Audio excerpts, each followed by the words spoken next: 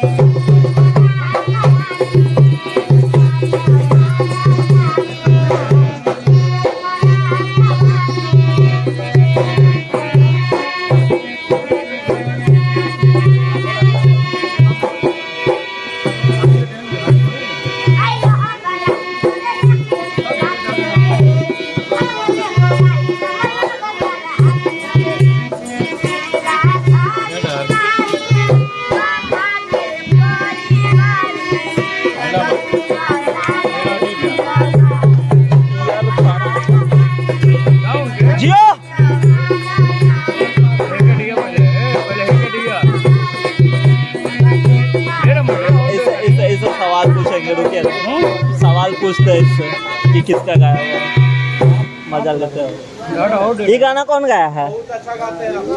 और लड़की कौन गाया है? लड़की में कौन गाया है? बताओ ना। हम गाए। एकदम सही बात बोली है। आप गाए। हम लोग का काम है सिर्फ गाना गाना। तो गाना किसका वो तो बताओगे?